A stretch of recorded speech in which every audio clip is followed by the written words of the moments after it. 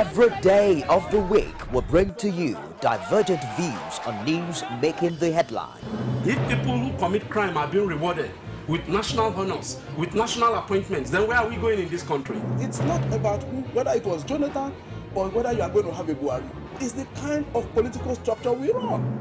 Sometimes it gets confrontational. We are talking about a Buhari who at 41 became head of state. The man did not exhibit the attribute of somebody that is strong intellectually. So, comrade, you're saying if you become governor, you're going to bring back Okada? Of course. You will bring back the market women on the streets? Excuse me, don't put words into my mouth. On Core Digest, we bring all of this to the court of public opinion, where you are the judge.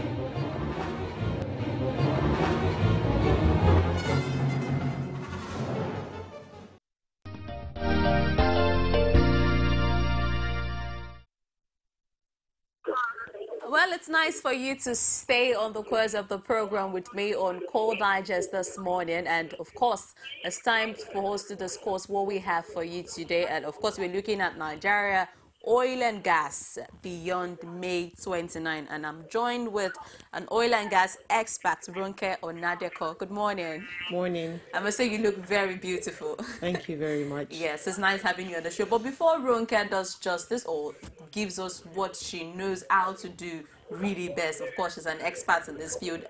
We are joined by our correspondent who is on the field right now, who just gave us a breaking news of a fire incident in Iyanopaja area. Abiola Oluwole. Abiola, good morning. Can you hear me? Good morning. Yes. Could you give me details of what is happening right now in Iyanopaja and what caused the inferno there? According to the director of the Lagos State Fire Management Authority, the a tank accompanied 3,000 liters of this shell off from the beach around 1 a.m. this morning, causing inferno.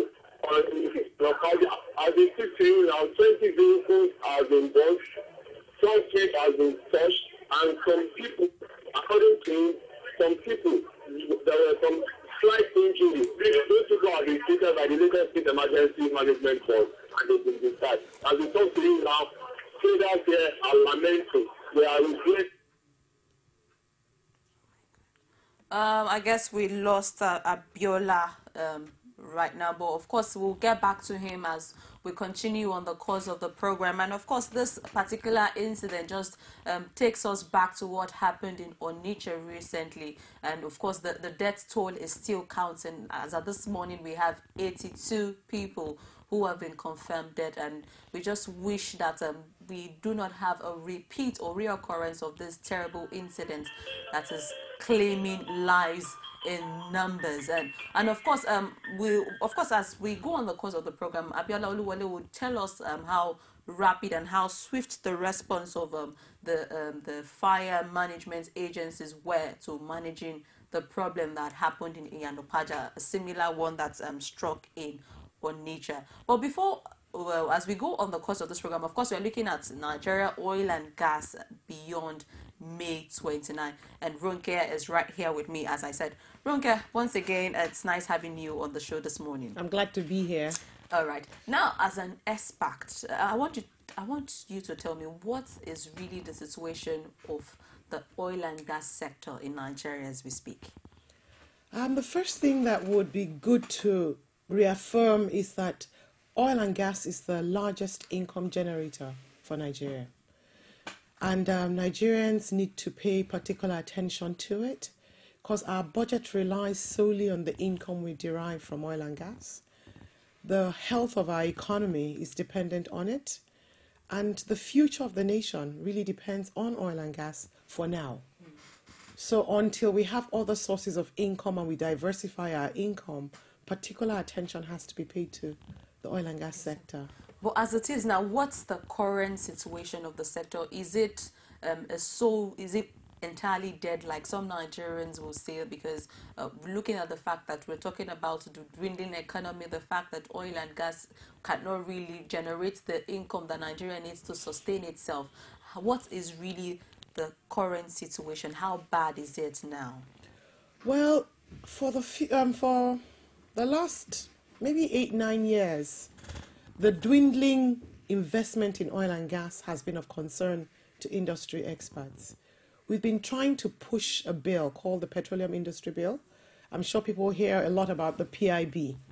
And basically what the PIB is it was a group of people who decided that it was time to reform the oil sector and get it to a point where it was more viable and it was investor friendly, so that people are coming into the country to invest, so that there's more exploration going on. People are finding new sources of oil, because the more oil we find, the better our reserves are. The more our reserves are, the better we are to attract people to come and exploit those resources. The main things that we were trying to work on at the point where the PIB was put in place was, first of all, to meet cash calls. Cash calls are the share the government puts on the table when there's a joint venture between, for example, NNPC and Mobil or Shell or Chevron. So all the oil fields in Nigeria are being managed by joint ventures. Okay. But everybody in the partnership brings in their share of the funding at the beginning of the year to exploit all the opportunities that they see available. However, Nigeria was struggling to bring its share. So one of the things the PIB was supposed to do was to make sure we turned around the way we set up NNPC and the oil sector, whereby they can go out and borrow money if they don't have, because it is profitable business. And with profitable business, you'll get your returns, you'll pay your creditors, and you will still have a lot on the table for yourself. However, we're still stuck with that. Another thing the PIB was supposed to do was to put in place a mechanism where deregulation could take place and the downstream sector could be privatized. Okay. If that happened, we won't be talking about this subsidy issue we're talking about right now. Everybody who is a marketer would go internationally and source their products, bring it into the country, sell it, make a profit on it. And the prices will be market determined. Just like diesel. Diesel is deregulated. Anybody can bring in diesel. Yours could be 50 naira, yours could be 52 naira. But because of demand and supply, you find out that you can't overprice the market, so you can't exploit the buyers. So that was another thing the PIB was supposed to do, to privatize the downstream sector, whereby, you know, anybody can come and set up a refinery in Nigeria. You get crude oil, you bring in your crude oil, you refine it. You can either sell your products locally or take it abroad. But what do you really think is responsible for the fact that the PIB is dragging up to you now, when it looks like it's a very novel idea that would actually ease the problem of the country? Over the period, we found out that the PIB has grown from the initial reasons why it was put together. It was more to improve the regulatory system, to put a gas plan in place, to sort out these issues of the downstream, to, you know, regulate the industry better, to stimulate investments coming into Nigeria. But then everybody decided that, oh, by the way, before you put this bill, make sure that the people in the Niger Delta don't get cheated, make sure the environment gets taken care of. So a lot of other things. And it got larger and larger, and we lost focus. So now every time it goes in to be read, issues come up, disagreements arise, not everybody is satisfied, and it keeps going on and on and on. So now the PIB is going to go back into a new National Assembly. New people are going to have to understand it, read through it, get educated about it, and then the debates will start again. All right. Now, a major thing that, of course, when we flash back to 2012, actually, we remember the fuel subsidy saga. Yes. But as we go on the course of this program, I'd just like us to do a short flashback on what happened, on what Nigerians experienced in 2012. Actually, there were some groups who came up 2nd of January as a result of Occupy Nigeria. 2nd of January to fight this cause, actually. Let's do a quick flashback and we'll be right back. As Nigerian people are on the streets, telling Jonathan that they have had enough. Jonathan is saying today, the Super Eagles is playing friendly football match with Angola. People should come and watch free. Tell all Nigerians today, shun the football team. Don't go to the stadium. Let Jonathan and his cabinet go and watch the football. We are saying, Jonathan, enough is enough. Enough Enough! Great Nigerian people! Great Nigerian people! Great Nigerian people!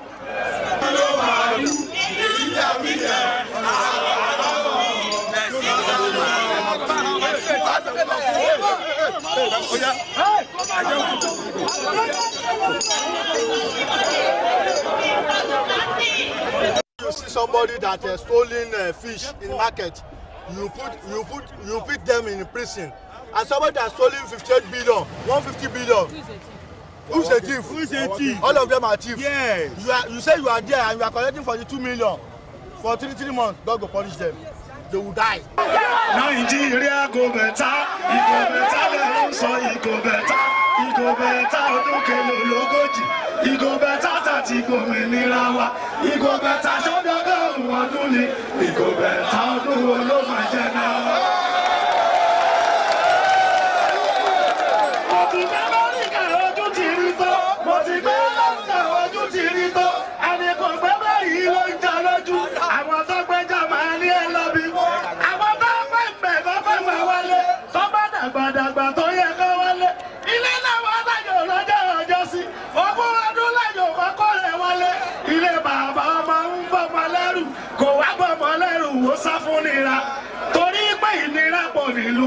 Igo beta ọdún wo ló máa jẹ náà. Nàìjíríà go beta, igo beta lẹ́hún sọ igo beta ọdún kelo lógójì, igo beta ṣọ́dọ̀gọ́rùn ọdún ni. See what Iwele have caused people. They left their house. Look at where they are praying. Are they not supposed to be in the mosque praying? That's part of what we are fighting for. They're supposed to be in the mosque praying. They're also protesting for their rights.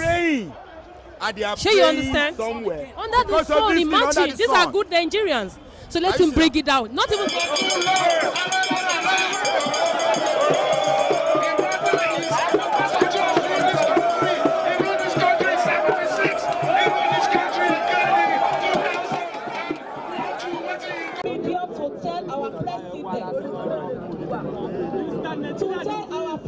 Mr. President.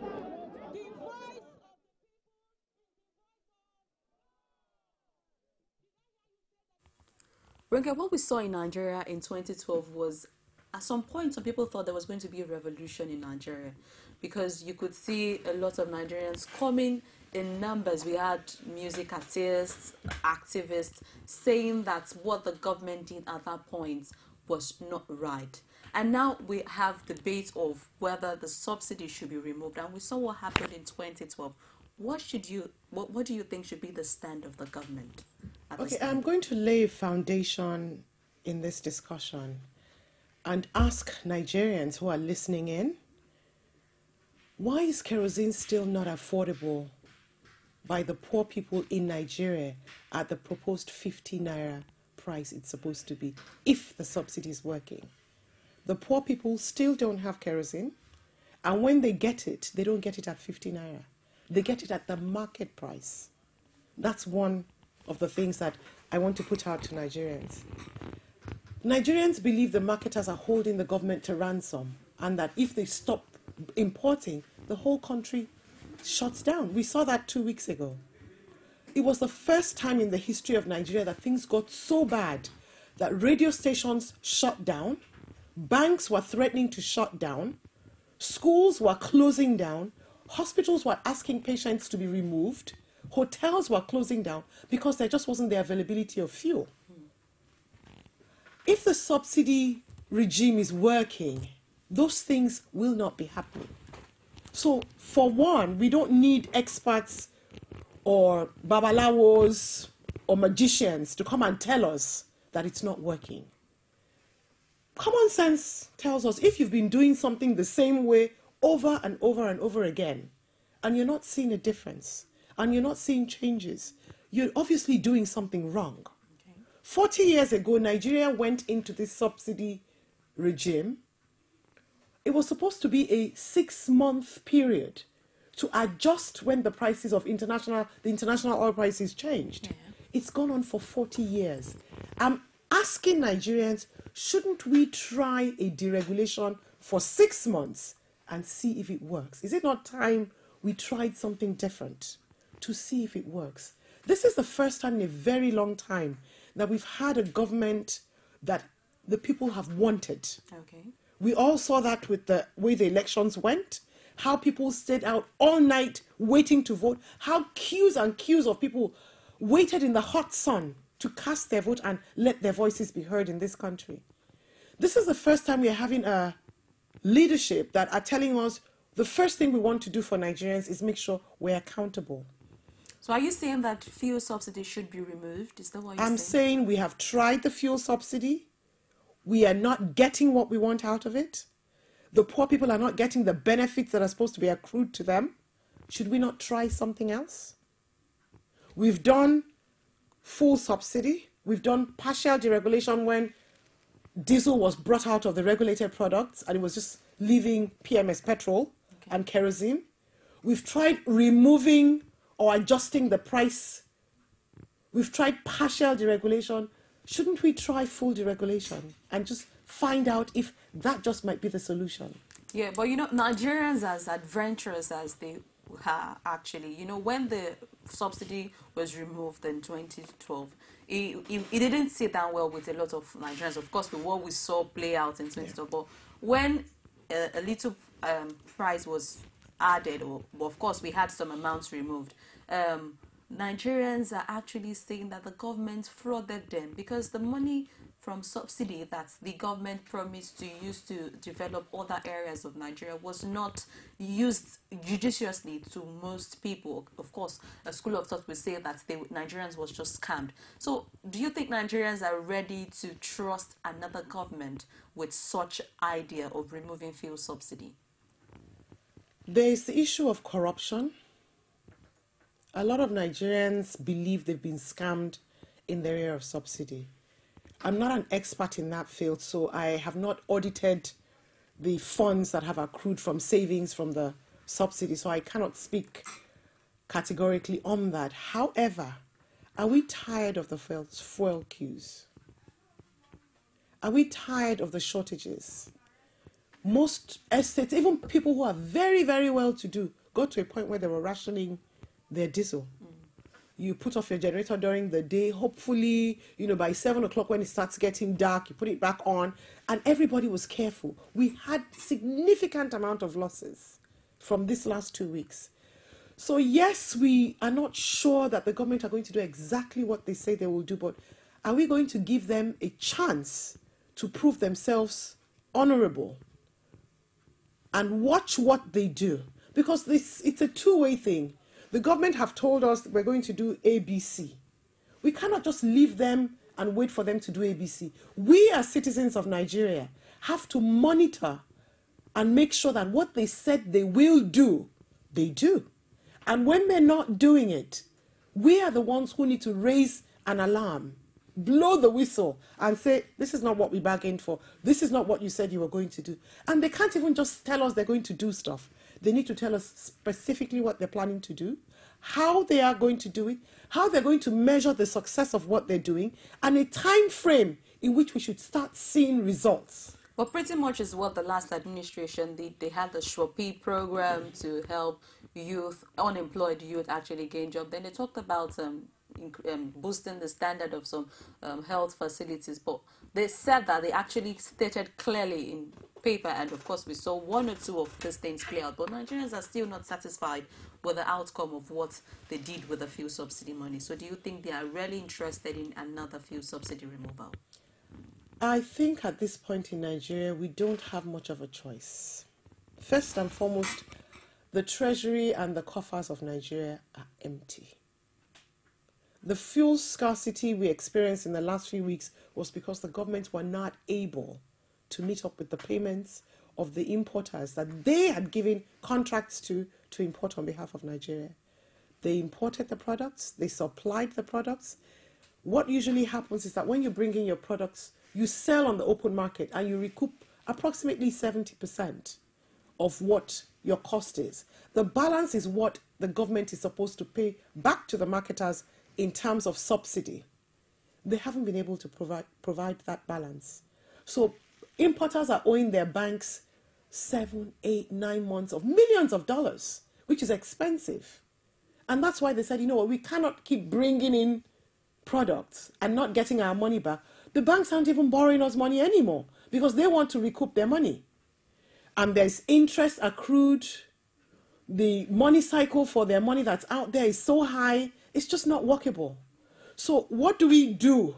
Either continue in this haphazard way where when the government finds money, they give it to them, then they import. When there is no money, then all of us go back to what happened 2 weeks ago. We can't continue doing that.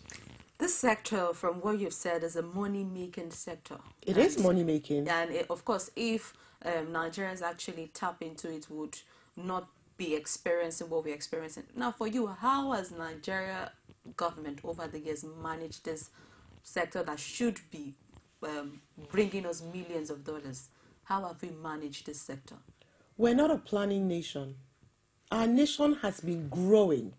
The last time Nigeria invested in pipelines, in refineries, in storage facilities, in dredging, even the waterways where vessels should come and discharge petroleum products that are imported. It's been ages. The government isn't investing in those areas. However, if the government took their hands off this business and left it to businessmen to manage, a businessman wants to make maximum profit. So he's going to make sure that the business environment is optimal for what he's doing. So what we have now is an inefficient system. Government is not known to run things efficiently. A government doesn't run on the basis of, oh, I did very well last year, my profit margin was fantastic, so this year I'm going to grow. Whether they made a profit last year or they didn't make a profit last year, this year again, a budget will be made, money will be made available, all the salaries will be paid. That's the way the government runs. So the government needs to take their hands off things that are commercial in nature, like running the oil industry. How well did the people, with the electricity, I mean the power fare, when it was deregulated, it was given to private hands? Of course, we didn't really experience so much success. If you're saying the private investors could make it better, we didn't see any improvements in lights. Well, let's go back on that one. Electricity has two different ingredients that are tied to it. One is hydro. We generate electricity through the hydro system, and the other one is gas. So there are a lot of power plants all over the country that are not generating electricity because we can't even get gas to those power plants. That's not the fault of the investors. That's still the problem in the oil and gas sector. We are not able to give the electricity producers the raw material they need to generate enough power. We went from almost 3 million megawatts to less than 1,000. Or sorry, I think it was about 3,000 megawatts we were producing. Well, we're about 850 at the moment. 2,000 was cut off because of insufficient gas supply and shortage of hydropower. So there is a whole chain of events and things that are happening that until the oil industry is at the right place, power is going to be an issue because we need the gas. Okay. We need to stop flaring. Those are the things that the PIB is supposed to address. So until we pass the PIB, put the gas infrastructure in place, put correct pricing for gas, get the gas to the power stations, light is still going to be an issue. Okay, what's your stand on the fact that Nigeria should actually look away from oil and gas and go into other economic generating venture that would actually sustain the country? What's your stand on that? I think it's high time we diversified our sources of income.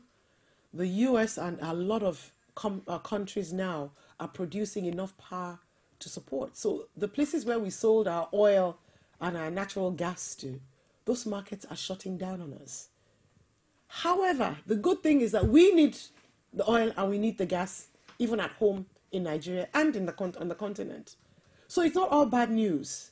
However, we've seen that, I think it was in November last year when the price of oil crashed from about 110 to 50 something. That was half. Immediately, Nigeria's income went divided by 2. Meanwhile, our bills are still piling up. We're still living the way we lived. We had to slash our budget to match the new pricing. So we can't afford to have all our eggs in one basket, which is in the oil and gas basket. Okay. So what we need to do now is start looking for other sources. And Nigeria is a very diverse country. We have mineral resources. Okay. We have human resources. There's so many things we can do differently from the way we're doing it, but it's going to take time.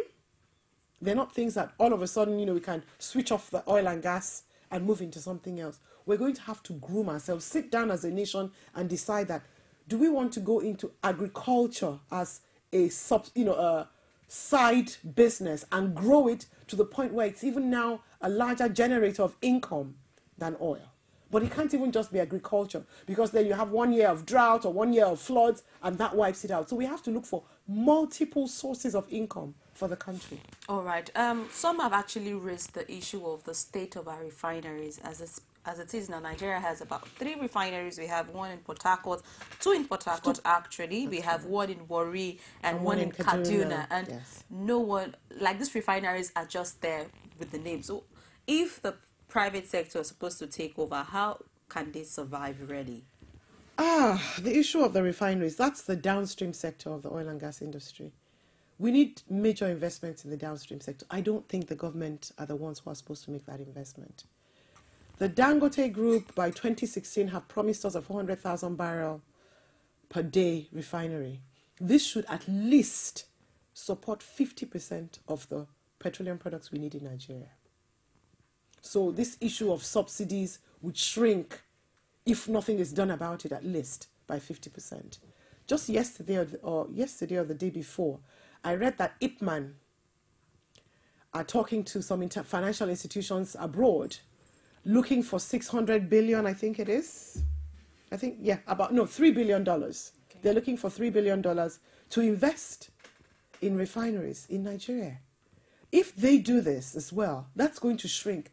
So we need to put in place, what the government needs to do is put in place an enabling environment whereby business people who know how to run projects, develop the projects, execute the projects and make projects profitable and viable, let them do the work. It's not in the place of the government to claim they're going to refurbish the refineries that are not working. These refineries are working at about 10% capacity. They're draining the economy. The Kaduna refinery hadn't worked for years. Meanwhile, they're paying full salaries, full benefits, pensions. So these are the things where money is being wasted. I think we're better off shutting them down. If businessmen are interested in coming to buy them and refurbish them and get them working, we should let them do that. Nigeria had an example of the petrochemical plant in Port Harcourt, one of the petrochemical plants that was attached to the Port Harcourt refinery. For years, it didn't produce anything. And a group of investors bought it. It's now what we call the Indorama petrochemical plant. For the first time ever, when it was in the hands of private sector, it has generated a profit every single year.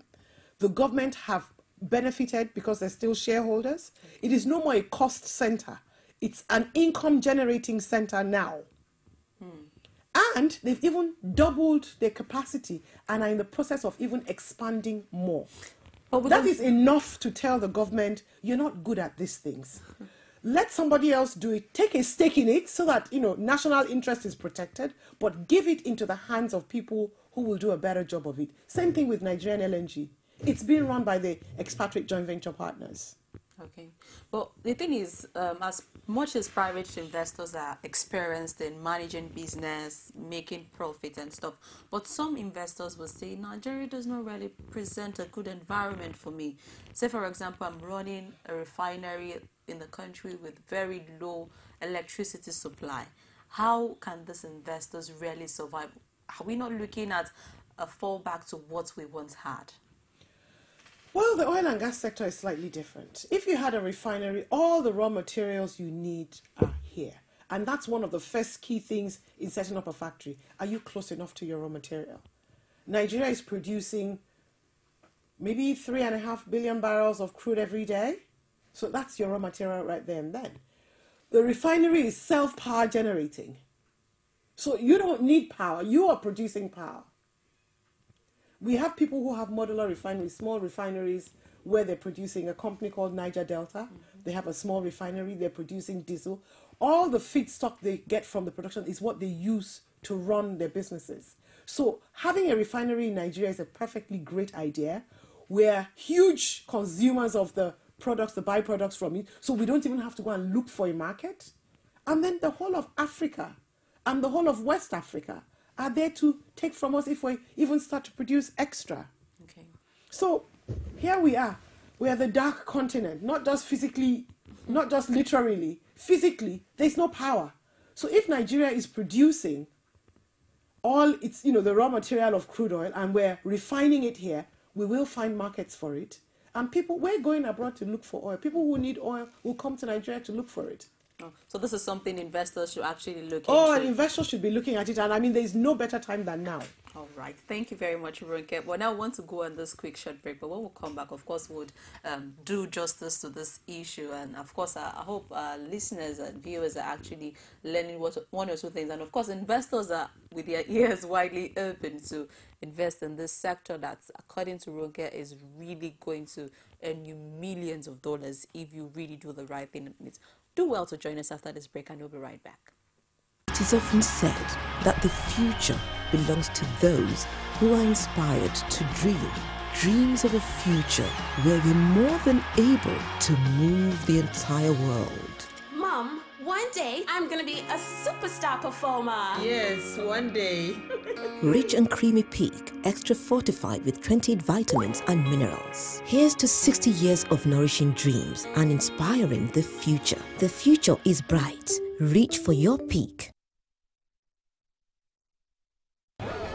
Every day of the week will bring to you divergent views on news making the headline. If people who commit crime are being rewarded with national honors, with national appointments, then where are we going in this country? It's not about whether it was Jonathan or whether you are going to have a Buhari. It's the kind of political structure we run. Sometimes it gets confrontational. We are talking about a Buhari who at 41 became head of state. The man did not exhibit the attribute of somebody that is strong intellectually. So, comrade, you're saying if you become governor, you're going to bring back Okada? Of course. You will bring back the market women from the streets? Excuse me, don't put words into my mouth. On Core Digest, we bring all of this to the court of public opinion, where you are the judge.